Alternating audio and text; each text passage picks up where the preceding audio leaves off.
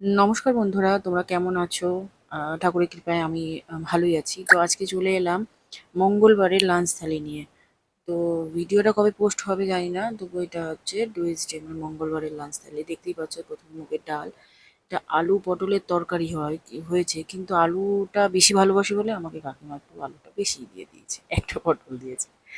এটা একটা কি মাছ, ছোট ছোট খয়রা টাইপস বলেছে।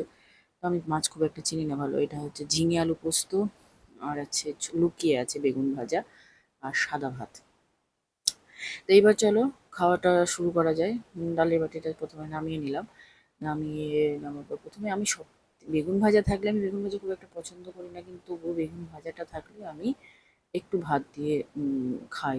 সেটা আমার ভালো লাগে বেশ। তো কার কার ভালো লাগে অবশ্যই একটু জানিও আমাকে অবশ্যই। তো তারপরে ডাল আর বেগুন ভাজা দিয়ে প্রথমে খেয়ে নিলাম। খাওয়া দাওয়া যখন আমি শুরু করছি, আমি নিজের ক্লিপটা খুব একটা নিই না, তবু এইটুকু আজকে নিয়েছি। তো তোমাদের কেমন লাগলো আমার এই লাঞ্চ থালিটা অবশ্যই জানিও।